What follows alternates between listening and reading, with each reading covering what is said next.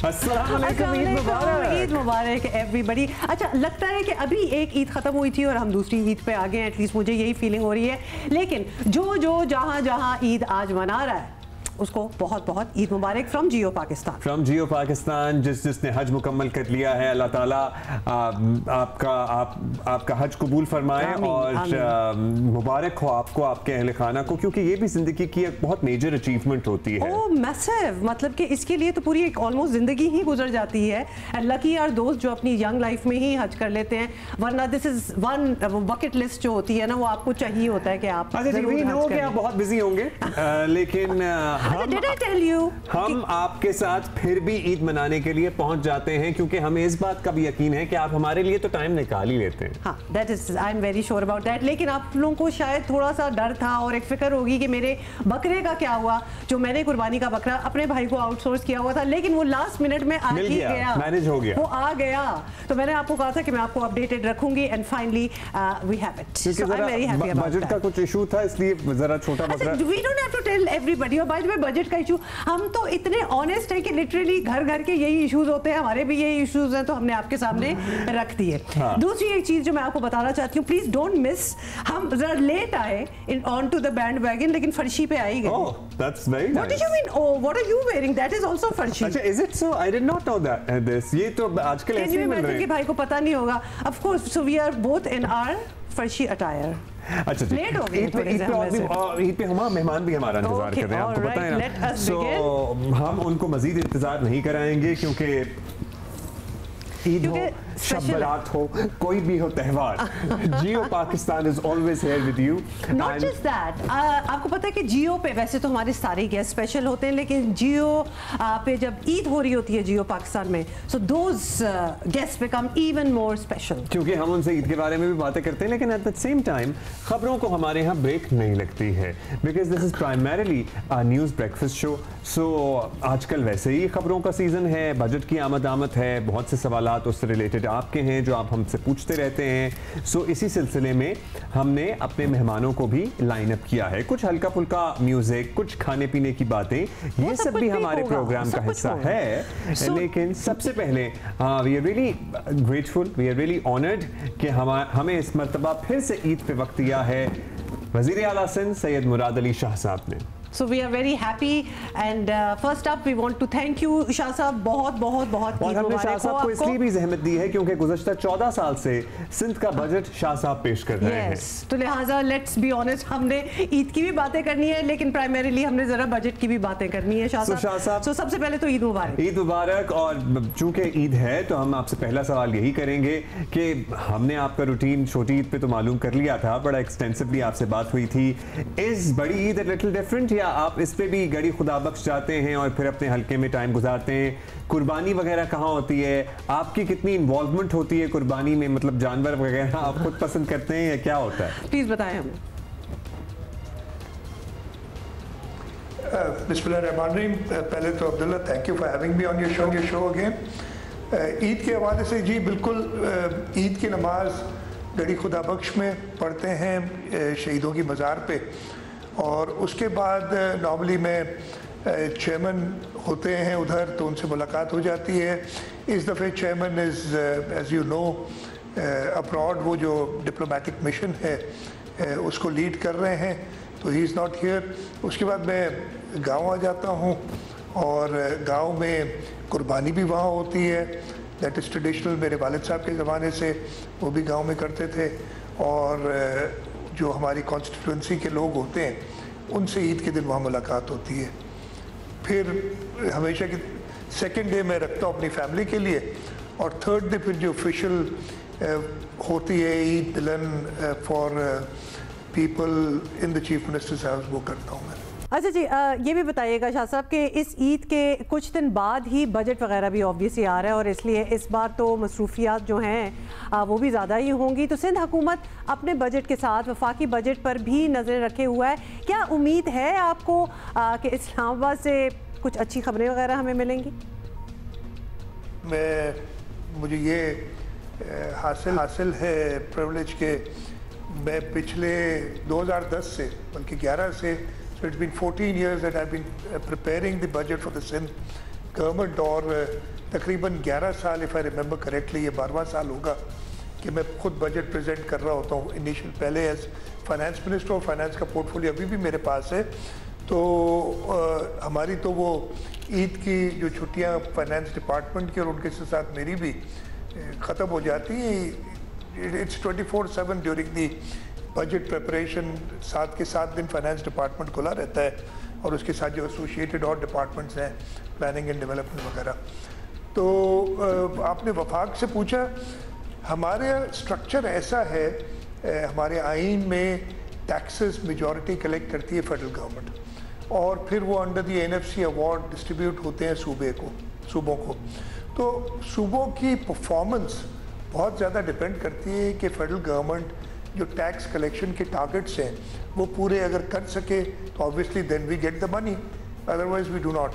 तो हमारी सबसे पहली तो उम्मीद फेडरल गवर्नमेंट से यही होती है कि जो टारगेट्स वो सेट करते हैं वो अचीव करें। अनफॉर्चुनेटली ये जो करंट फाइनेंशियल ईयर है, हमें नहीं लग रहा है कि टारगेट्स अचीव कर सकेंगे। अभी 30 जून में कुछ दिन, कुछ हफ्ते बाकी हैं, लेकिन डिस्पाइट दैट जो इस वक्त मैं जैसे आपको बताऊं कि एज ऑफ राइट नाउ हम तकरीबन 300 अरब रुपए सूबा सिंध सिर्फ शॉर्ट है, जो कि कलेक्शंस हमें प्रॉमिस की गई थी या एस्टिमेट की गई थी फेडरल गवर्नमेंट ने उससे। तो उस पर बहुत बड़ा फ़र्क पड़ जाता है सूबों को, एंड बाकी सूबों की भी यही पोजीशन होगी।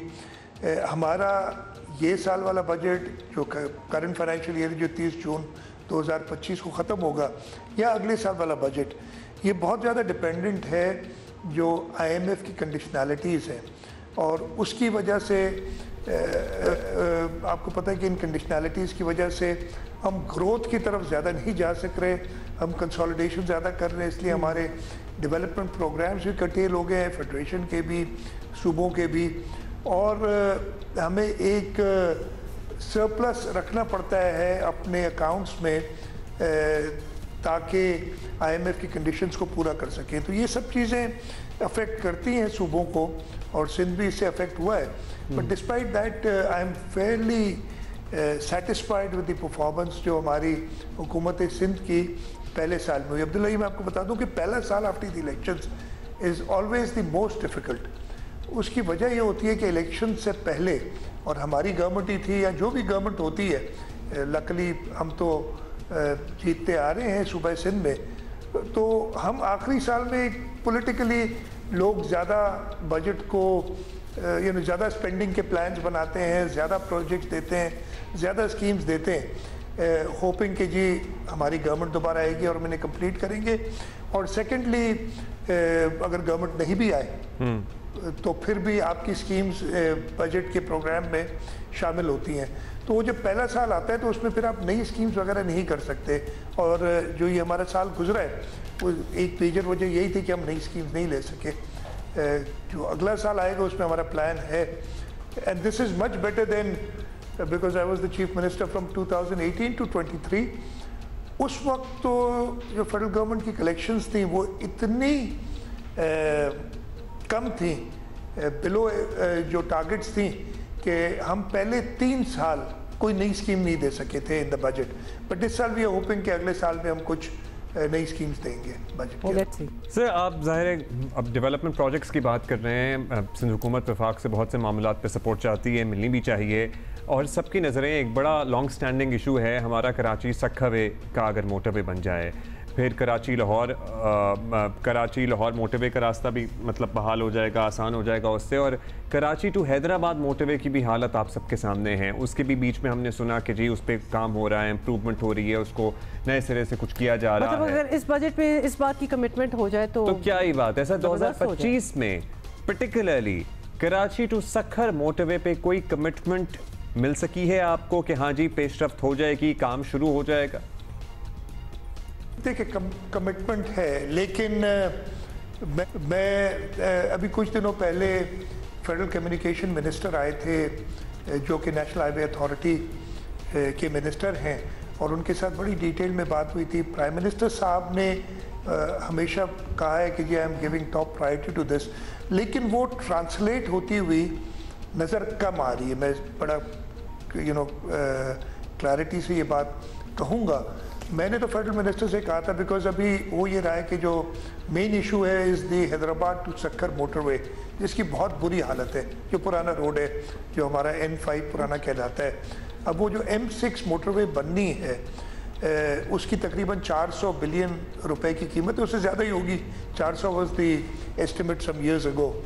और उन्होंने कहा है कि जी हमने इसको 5 सेक्शंस में डिवाइड करके 2 सेक्शन इस्लामिक डेवलपमेंट बैंक ले रही है, और सितंबर में उनका अप्रूवल आएगी और मार्च नेक्स्ट ईयर में हम कंस्ट्रक्शन शुरू करेंगे, ये मार्च 2026 में। तो मैंने उनसे कहा था कि जी हम भी इंटरनेशनल फाइनेंसिंग एजेंसीज के साथ काम कर रहे हैं, और उन लोगों से हमारी, फॉर एग्जांपल वर्ल्ड बैंक के साथ हमारी इतनी अच्छी अंडरस्टैंडिंग है कि जब तक उनका बोर्ड अप्रूव करते थे, हैव देयर ओन ब्यूरोक्रेसी, वो लोग टाइम काफ़ी लगाते हैं। इस्लामिक डेवलपमेंट बैंक भी यही करता होगा। तो हम कहते क्या है कि कहते हैं कि ji we will start, we have faith that you will give us money, हम आपके प्रोक्योरमेंट प्रोसीजर्स फॉलो करेंगे, हम अपने जेब से पैसे लगाएंगे, subject to the condition that you give us retroactive financing, या जैसे ब्रिज फाइनेंस हम कर देते हैं। तो मैंने उनसे ये भी कहा कि इस हाईवे के लिए let us start it, don't wait till March of next year, आप अभी से अपना काम करें, आप जुलाई अगस्त सितंबर में इसकी कंस्ट्रक्शन स्टार्ट करें, और उस ब्रिज फाइनेंस में हुकूमत सिंध भी मदद करेगी, आप हमें भी साथ लें। सो दे वर रिसेप्टिव टू दिस, लेकिन अभी तक वो देखा नहीं है। अभी जो प्री बजट कुछ होती है मीटिंग्स, कुछ फोरम्स होते हैं, एक फोरम होता है एनुअल प्लान कोऑर्डिनेशन कमेटी कहलाती है, जो कि पब्लिक सेक्टर डेवलपमेंट प्रोग्राम को देखती है सबसे पहले, और जो समझे फर्स्ट ड्राफ्ट होता है PSDP का, उसमें आता है। उसके अंदर मैंने देखा है कि 30 अरब रुपए एलोकेट किए गए हैं फॉर दिस प्रोजेक्ट, और टोटल जैसे मैंने बताया 400 बिलियन प्लस का है। तो अगर 30 अरब सिर्फ एलोकेट करेंगे तो टाइम बहुत लगेगा। सो मेरा सिर्फ ये दरख्वास्त होगी फेडरल गवर्नमेंट से कि yes we do need international financing for this. बहुत खैर on the other hand there are certain other schemes I do not want to sort of raise issues about schemes and other provinces कि जो इससे कम important के हैं मेरे हिसाब से, because this is the main artery, और वो 1-2 डिस्ट्रिक्ट्स को या 2 डिविजनल हेडक्वार्टर्स को कनेक्ट करने के लिए है टू लाहौर, और वो भी इसी कीमत के हैं, और वो फेडरल फंडिंग से वो कह रहे हैं कि हम कर लेंगे सारा। तो ये एतराज़ हमें रहे हैं कि वो कमिटमेंट वर्बली तो है लेकिन ऑन पेपर ट्रांसलेट नहीं हो रही फेडरल गवर्नमेंट। दैट्स इंटरेस्टिंग, और आपने बड़ा तफसीली इसको वर्बली है, पेपर पे पेपर पे नहीं हो पा रही है अभी तक। वर्बली तो कोई ऐसी वर्बली तो बहुत सालों से है, बहुत सी चीज़ें हो जाती हैं। अच्छा शाह साहब, ये बताइएगा कि सूबाई बजट की तरफ आएँ तो ज़्यादा तफसील में नहीं जाएंगे, लेकिन लोग ये ज़रूर जानना चाहते हैं कि इस दफ़ा सरकारी मुलाजमीन की तनख्वाहों का क्या सोचा गया है, बिकॉज हर बार ये एक एक्सपेक्टेशन होती है। मजदूर की उजरत क्या तय करने वाले हैं आप लोग, ये एवरीबडी इज इंटरेस्टेड इन। मैं दोनों चीज़ें बताता हूँ जी। जो वर्कर्स की वेज होती है, मिनिमम वेज, उसका कानून में एक तरीक़ाकार है। There is a tripartite body जिसमें लेबर के भी नुमाइंदे होते हैं, हुकूमत के नुमाइंदे होते हैं, और employer employee and the government. ये तीनों बैठ के डिसाइड करते हैं कि क्या होनी चाहिए। आई एम श्योर उसकी अभी चल रही होती हैं डिलिब्रेशंस बिफोर द बजट। हम जो अनाउंस भी करते हैं तो ultimately it has to be cleared by that body, that is the law. इस वक्त जो महंगाई की हालत है, हमने लास्ट ईयर, इस वक्त भी हमारी जो वर्कर्स की वेज है इन द प्रोविंस, वो आई बिलीव बाकी सूबों से ज़्यादा है, और उस वजह से इंडस्ट्रियलिस्ट भी या जो इंडस्ट्री वाले हैं वो भी हमसे शिकायत करते हैं कि जी सिंध में अभी become more expensive than the other provinces, तो हम कंपेटिटिव नहीं रहते। तो ये डायलॉग चलेगा, और मैं बिल्कुल एग्री करता हूँ कि वर्कर्स की वेज को, बल्कि वो मिनिमम वेज नहीं होनी चाहिए, it should be the living veg, जिससे सस्टेनेबिलिटी वेज, जिसके ज़रिए वो सस्टेन कर सकें अपने और अपनी फैमिली को। सरकारी मुलाजमीन की आपने बात की, अगेन सूबा सिंध हमेशा ज़्यादा तनख्वाहें सरकारी मुलाजमीन की as compare to other provinces और द फेडरेशन बढ़ाता रहा है। इस साल वी आर वेटिंग कि फेडरल गवर्नमेंट क्या करती है। हमने सुना है, I am not sure yet, जो मुझे सुनने में आई है कि शायद income tax rate for salaried persons में वो कुछ रिडक्शन लाएं। तो रिडक्शन लाएंगे तो दैट वो टेक होम उनकी बढ़ जाएगी।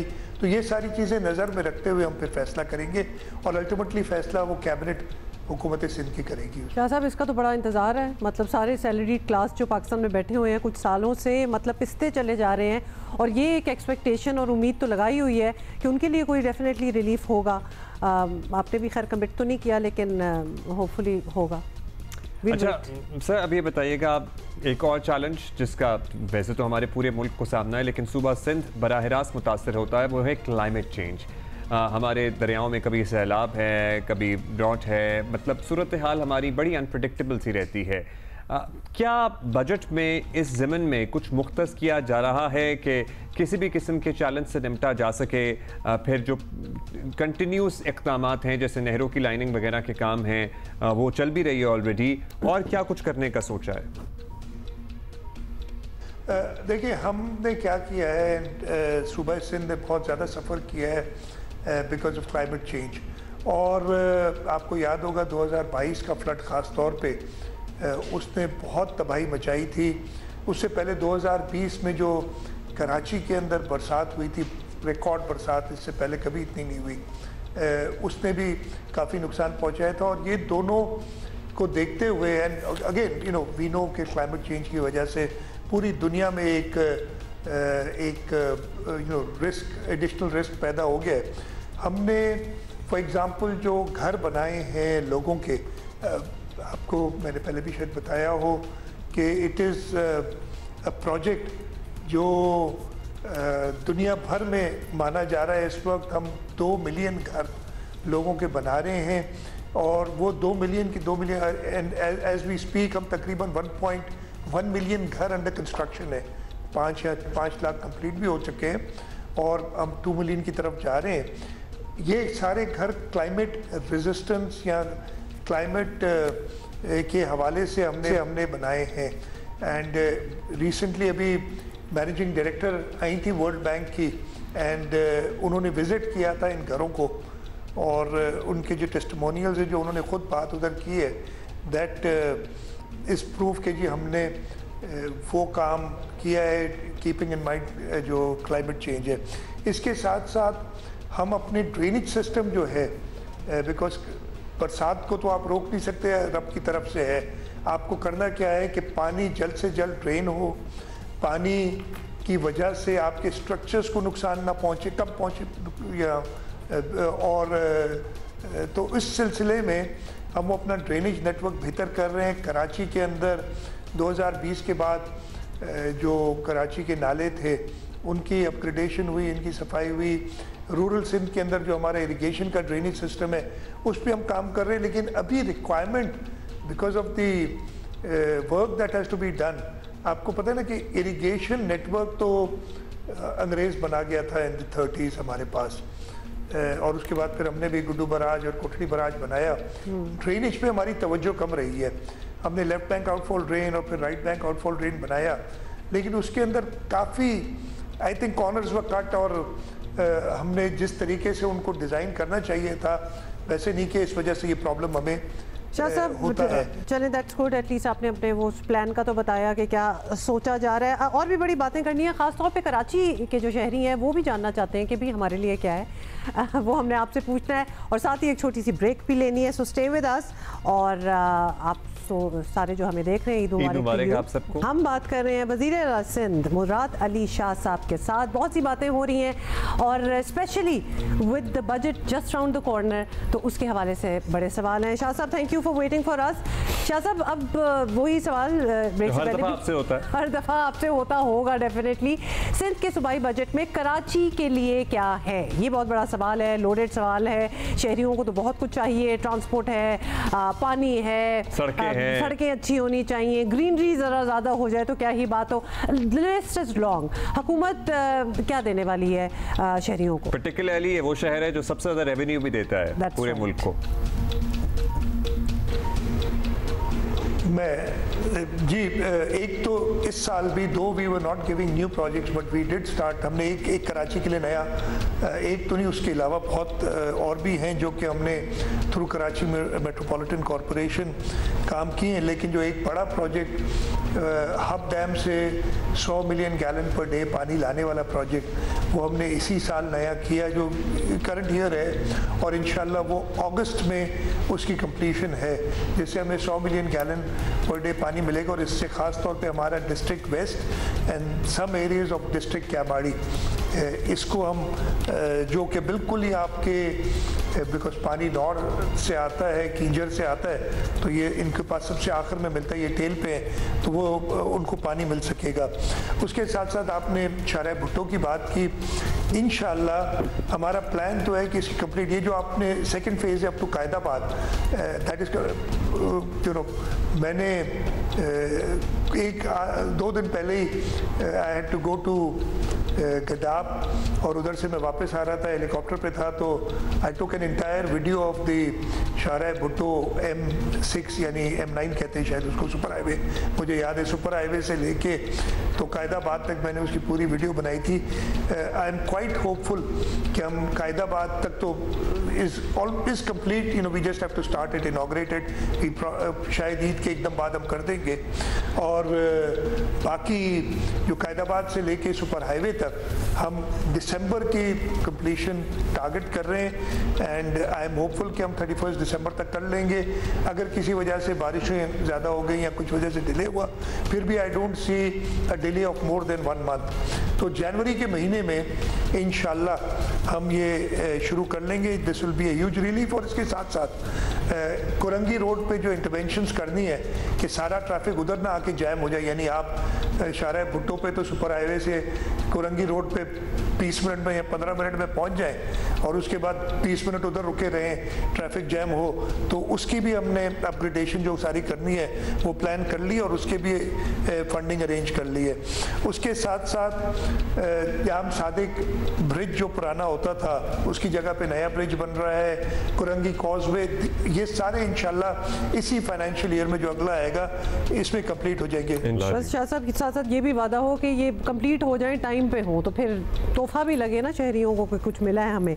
So best of luck with that. अच्छा सर, आने वाले ज़ाहिर दिनों में बजट, वादे, खर्चात, ये सब कुछ तो चलता ही रहेगा, लेकिन एक मामला नहरों का भी बड़ा पुराना चल रहा है। अब एक जनरल परसेप्शन ये थी कि मामला सेटल हो गया है, ये प्रोजेक्ट वाइंड अप हो गया है, लेकिन फिर भी हम देख रहे हैं कि सिंध में एजिटेशन है, मुजाहिरों वाला माहौल है, वज़ीर दाखिला के घर को आग लगा दी गई। ये मसला कैसे हल होगा? अगर हो चुका है तो फिर आप इन लोगों को एतमाद में क्यों नहीं ले पा रहे? ये नहरों वाला जब मामला हुआ और इस पे कोशिश की गई कि पाकिस्तान पीपल्स पार्टी और ख़ास तौर पे सदर जरदारी को ब्लेम किया जाए, और सदर जरदारी ने पार्लियामेंट के अंदर तकरीर करके कह दिया कि जी मैं इसको सपोर्ट नहीं कर सकता। उसके बाद हमने फेडरल गवर्नमेंट के साथ बात की और जो फोरम है काउंसिल ऑफ कॉमन इंटरेस्ट, उसके अंदर वो चीज़ ले गए और काउंसिल ऑफ कॉमन इंटरेस्ट ने फैसला दे दिया कि जी कोई भी नहर सिंध या उसकी ट्रिब्यूटरी पे नहीं बनेगी, दरिया सिंध या उसकी ट्रिब्यूटरी पे, अनलेस चारों सूबे राज़ी ना हो। और ये बड़ा अच्छा एक फ़ैसला था। जो उससे पहले एक तहरीक चलाई गई थी ये ब्लेम करने के लिए कि शायद पीपल्स पार्टी इन नहरों को सपोर्ट कर रही है, वो ख़त्म हो गई, तहरीक हो जानी चाहिए थी। और बिल्कुल वो जो समझ रहे थे लोग कि ये एक चीज़ वो पीपल्स पार्टी के अंदर उनकी पॉपुलैरिटी के अंदर डेंट पैदा कर देंगे, वो जब नहीं हुआ तो वो खामखा की बातें। और मोस्ट रिसेंटली कुछ दिनों पहले आपने देखा होगा कि बड़ा अनफॉर्चुनेट वाक़या पेश आया था मोरो में, जहाँ पे होम मिनिस्टर साहब का घर जला दिया गया। And it was very clearly not an indigenous sort of plan, बड़ा प्लान करके, बिकॉज जैसे हमें बताया गया और पता चला है इंक्वायरी से कि केमिकल्स यूज़ किए गए और प्रोफेशनल्स ने वो घर जलाया। तो ये एक और उसके अंदर आप सबको पता है कि जो बैंड ऑर्गेनाइजेशंस हैं वो शामिल थी इन सारी चीज़ों में। तो ये चीज़ें मुल्क के ख़िलाफ़ जो साजिशें कर रहे हैं, उन्होंने देखा कि जी पीपल्स पार्टी ने एक पॉलिटिकल चैलेंज को टेक ऑन किया और सक्सेसफुली इस सूबे के लोगों की उम्मीदों पे पूरी आई। तो अब वो उन्होंने ये शुरू कर दिया। शाह साहब, thank you for explaining that. एक और सवाल भी है आपसे और फिर हम आपको जाने देंगे, आपको ईद मनाने देंगे। काफ़ी टाइम हमने आपका ले लिया है। अब तहरीक इंसाफ ने भी एक मुल्क गीर तहरीक चलाने का सोच रखा है राइट आफ्टर ईद, उनका ये कहना है। तो सिंध में भी ऑब्वियसली ये तहरीक चलेगी। आम तौर पर तो आप लोग जो हैं मुजाहरों वगैरह में लचक दिखा देते हैं। क्या तहरीक इंसाफ को भी एहतजाजी रैलियों की आज़ादी मिलेगी या उन्हें किसी और तरह से डील करेंगे? कोई प्रेपरेशन है फॉर दैट? देखिए,